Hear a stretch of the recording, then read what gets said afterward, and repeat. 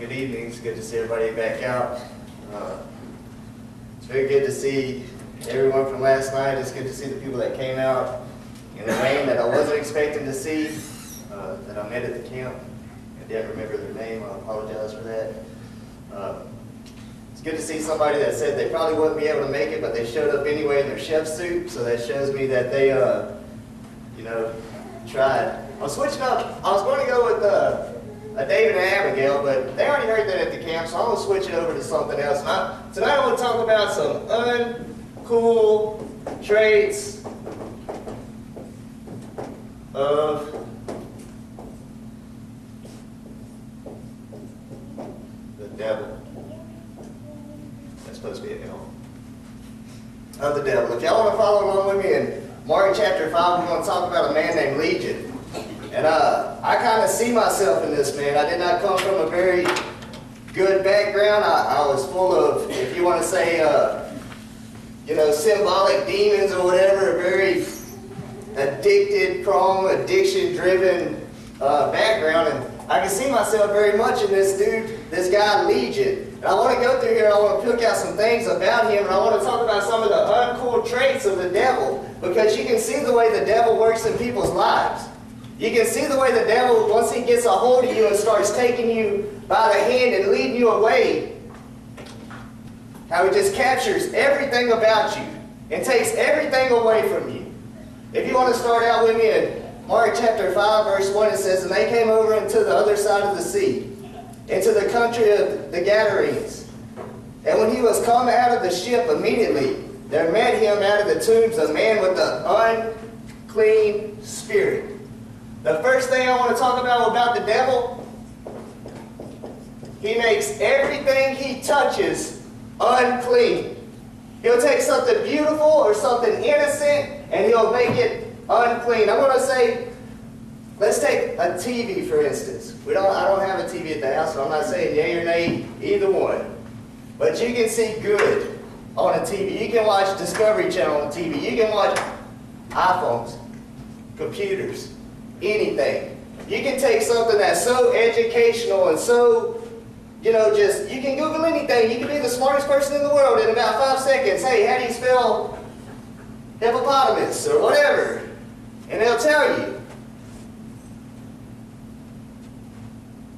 But once the devil gets his hand on it, he gets his hand on our heart, he gets his hand on these things, he makes it unclean.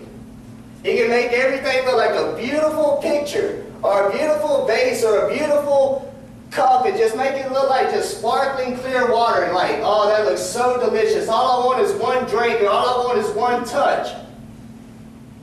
But what we don't see is that little piece of bacteria, or that little piece of fungus, or whatever it is that's on the backside of that. Whenever we grab a hold of that, it gets into our system. And it goes through our bloodstream, and it corrupts our mind, and it corrupts our heart, and it turns us into something we don't want to be. In Louisiana, they had a thing going, I don't know how in the world anybody does this, but they clean out their sinuses by putting this plunger thing in their nose and blows it out. Well, there was some sort of not their brain, they don't blow out their brain. Chris is looking at me crazy. It cleans out their sinuses. Well, there was a brain-eating amoeba, a little bitty bacteria that when people would do this, it would literally climb up in their brain and eat their brain. Now, there's nothing that looks good about blowing out your nasal sinuses with the milk jug or whatever it is, but the devil wants to make you unclean. He wants to make me unclean. He wants to corrupt us and just make us dirty. But he don't do it like up front and in your face. He does it sneaky like. And when he was come out of the ship, immediately there met him out of the tombs a man with the unclean spirit, who had his dwelling among the tombs, and no man could bind him, no, not with feathers or chains, or no, not with chains. You know what else the devil does?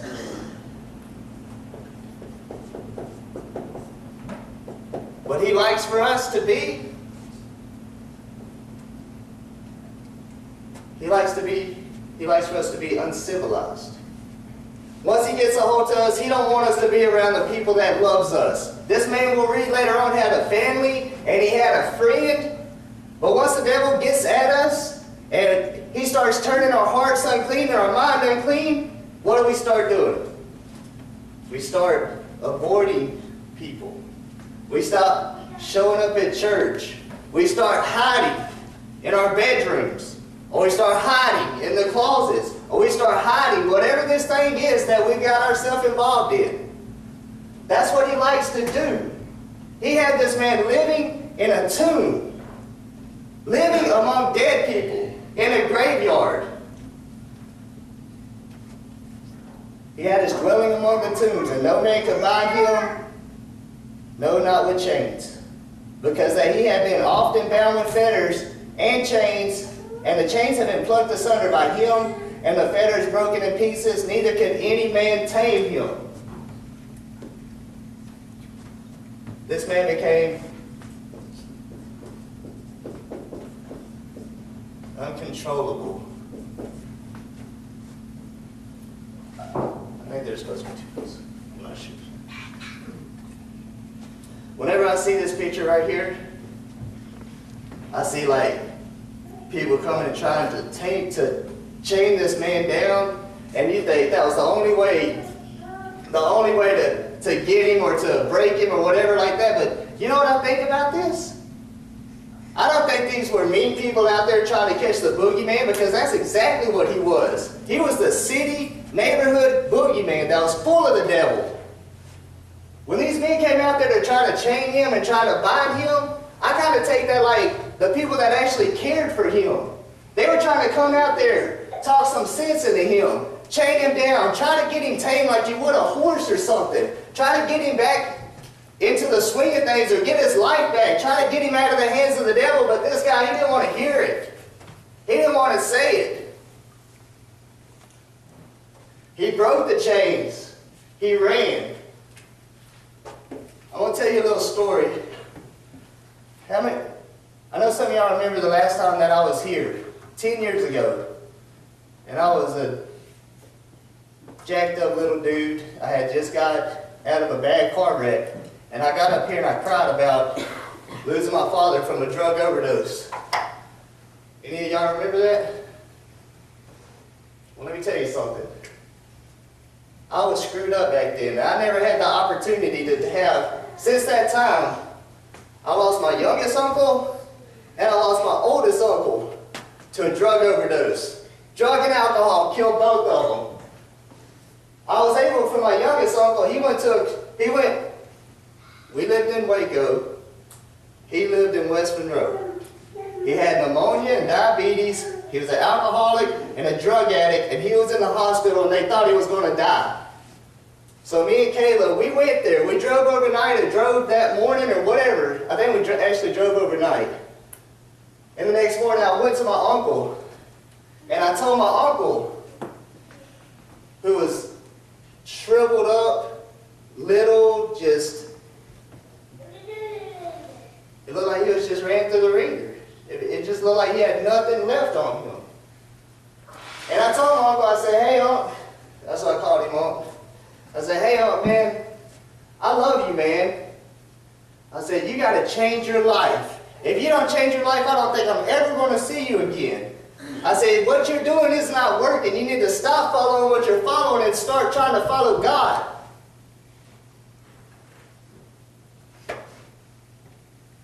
You know what he told me?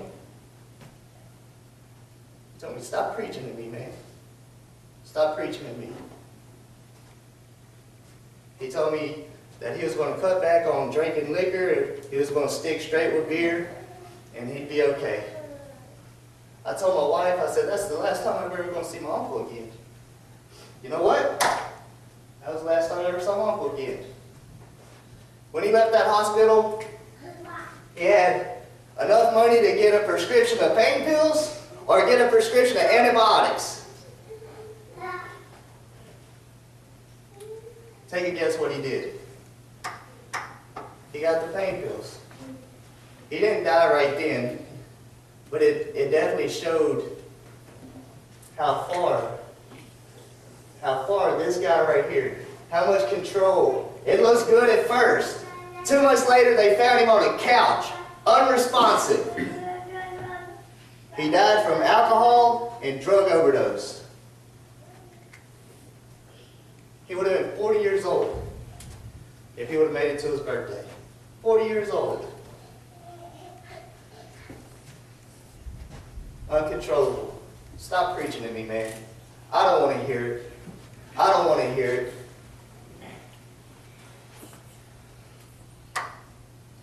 And the fetters were broken in pieces. Verse 4. Neither could any man tame him. And always night and day in the mountains and in the tomb he was crying. Night and day he was crying.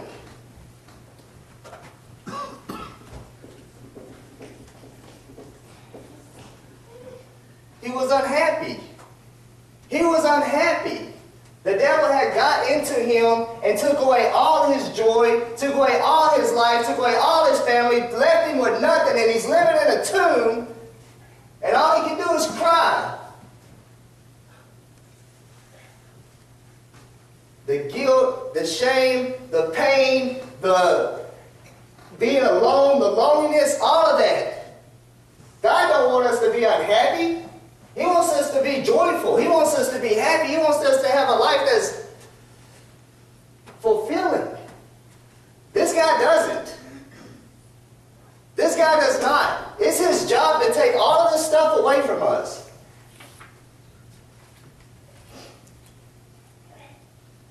And always, night and day, he was in the mountains and in the tomb, crying and cutting himself with stones.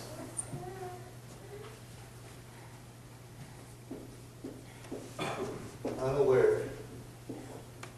I think there gets to a point when you get so far down the line, like my uncle, like myself, like my father before me, like my oldest uncle, there comes to a point where you're unaware how much you're actually hurting yourself. You're unaware of how much you're actually hurting everybody else around you. Whatever it is that has you so bad that you can't see in front of your face, and just like this guy right here, always crying and cutting himself. I think when you're in so much pain, and you've lost so much, and you're so entangled, the only thing you can try to cover up the pain with is to try to cover up with more pain. You want to quit drinking, all you can do to get over the hangover is to cover it up with more alcohol, or to get over the shakes or the withdrawals or the whatever it is.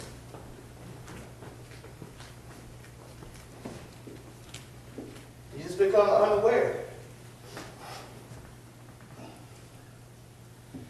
And this is what I like. When Jesus steps off the bus or the boat, verse 6, he says, "But when he saw Jesus afar off, he ran and he worshipped him."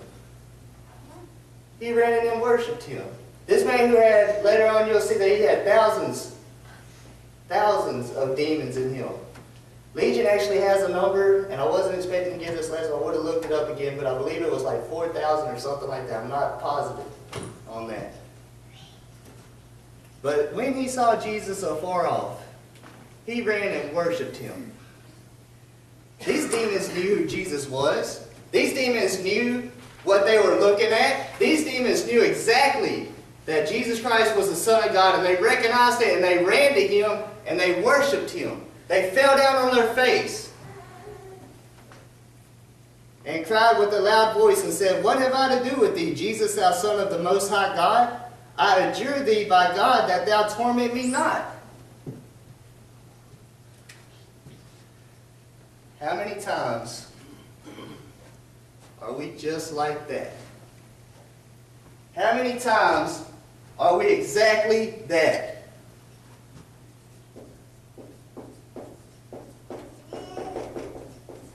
Unrepentant.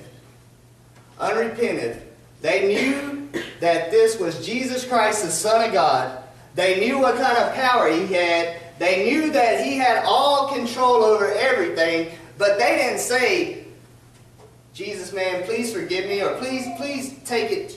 Please, we he wasn't trying to hurt this guy, or we'll change, we'll stop. I don't know if you can stop being a demon or not, really. I know he used to be an angel and he became the devil, so I don't know. But anyways, he said, they didn't say, you know, hey, I'm going to change. I'm not going to go around entering in people and tormenting people no more. They didn't say that. You know what he said? I adjure thee that you don't torment me. Just let me be. Don't hurt me. Just let me keep going. But Jesus said unto them, come out of the man, thou unclean spirit. And he asked him, he said, what is thy name? And he answered, saying, my name is Legion. My name is Legion, for we are many. And he besought him much that he would not send them away out of the country. These next couple of verses, all this that played out, I don't know exactly why. I don't have a good explanation of why Jesus allowed what he allowed to go down. I don't have a mind that can definitely explain the spiritual side of demons and such like that. But I do have some surmising or some assuming or whatever you want to call it. He besought him much that he would not send them away out of the country. Jesus Christ told them to get out of this man. They knew they had to get out of this man. They didn't have a choice about it. They were going to go one way or the other. These guys, they said, hey, please don't send me far away from him. Please don't send me far away from this country. And this is just me assuming, but you know what I think about the devil? I think about whenever we start trying to listen to Jesus, or when we start trying to change our lives and do what's better, you know what he likes to do? He likes to hide over in the closet, or stay right on the edge of the water, or whatever it is, just so whenever we are weak, or we are feeling sad, lonely, whatever, man, that dude is not far from us. That guy, he wants to be right there so he can get us again. So he can get us again. He is a roaring lion that wants to devour us. You know what I think about whenever I think about that right there? You ever watch the Discovery Channel, one of those things where you're talking about the wildebeest, or they're showing like the wildebeest, and then they got this one dumb wildebeest that has his head in the water and he's drinking all by himself and he's like, murr, you know, murr. And then they got these lions over here that are just sitting there waiting and stalking, about to pounce. That's this guy. That's this guy. Another thing I thought about when he said, please don't send us far out of this country. I wonder, maybe they didn't want to go to hell. I don't know how that works, but please don't send us far off. I don't know. I'll leave that out there. Verse 11, now there was nigh unto the mountains a great herd of swine feeding. And all the devils besought him, saying, send us into the swine, send us into the pigs, that we may enter into them. And forthwith Jesus gave them leave, and the unclean spirits went out and entered into the swine. And the herd ran violently down a steep place in the sea. There were about 2,000, and were choked in the sea. And they that fed the swine fled and told it in the city, and in the country. And they went out to see what it was that was done. And they come to Jesus and see him that was possessed with the devil, and had the legion, sitting and closed, and in his right mind. And they were afraid. Could you imagine that picture? Could you imagine the man who haunted the tombs? Could you imagine the man that everybody knew was filled with devils, filled with demons? For you to come on the scene and you see this man, this boogeyman sitting there, closed and in his right mind.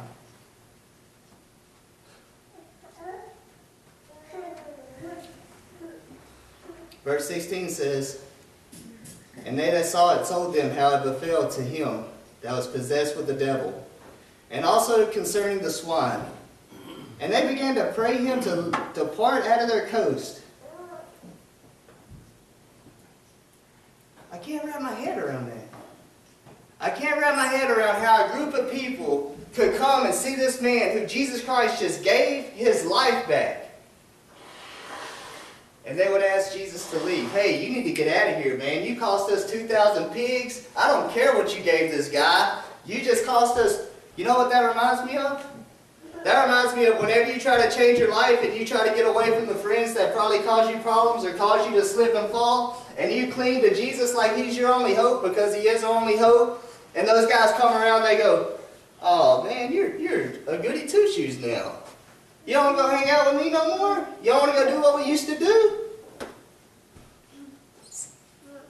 You were funner without Jesus.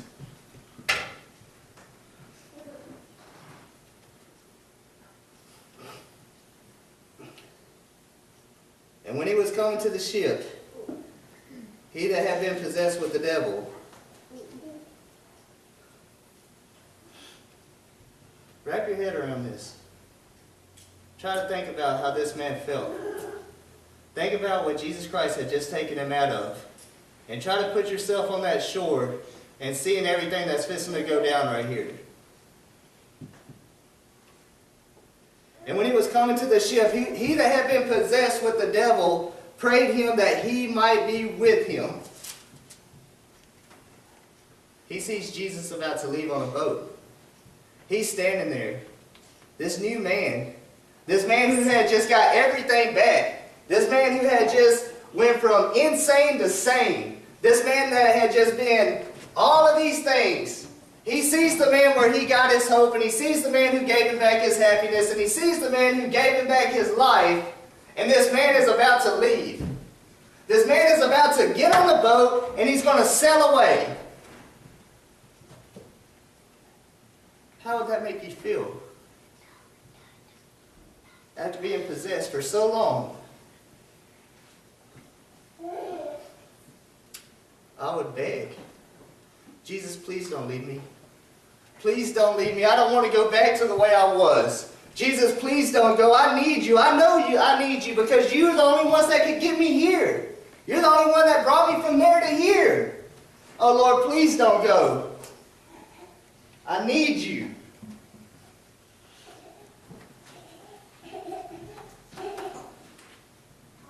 But what did Jesus tell him? Jump on the boat. Jump on the boat, let's go. No. Jesus told him, howbeit Jesus suffered him not, but said unto him, go home to thy friends, and tell them how great things the Lord hath done for thee, and hath had compassion on thee. Jesus Christ said, you cannot come with me, but I have a purpose for you. I have something that I would like for you to do. I want you to go back and I want you to tell your friends and I want you to tell your family and I want you to tell everybody who it was that gave you your life back. I want you to tell them who took you from being that man to the man you see right now.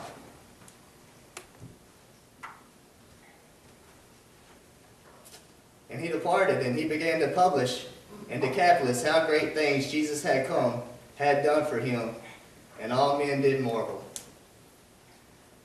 Chris, what do you think? You think this man went back into that city, and when he saw a passerby, he kind of flagged him over on the side?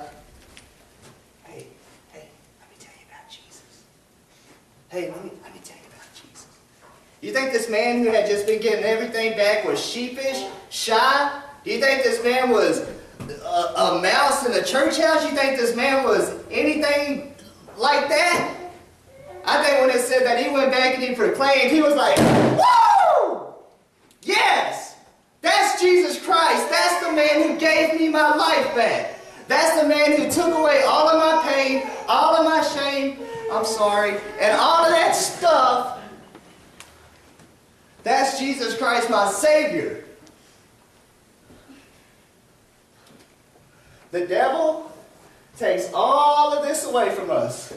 And Jesus Christ, the way he did back then, does it today.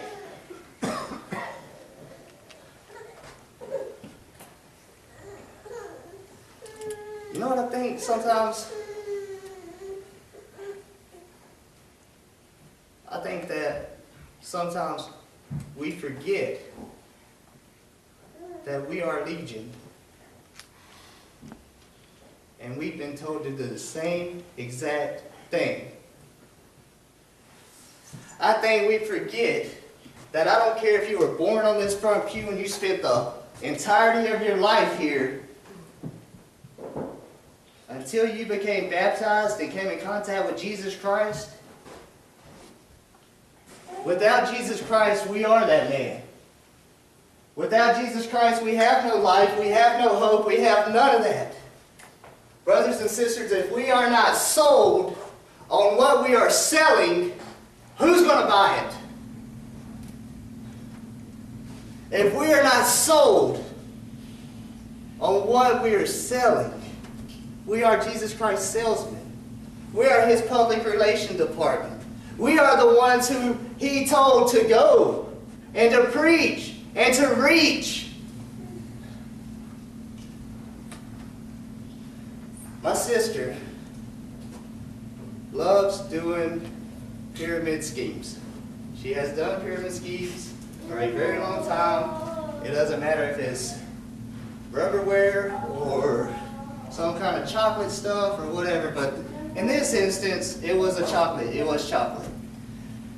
And she called me up. She had just left this convention. It was a big chocolate convention, and this stuff was supposed to be all powerful, all healing. I mean, it cured everything.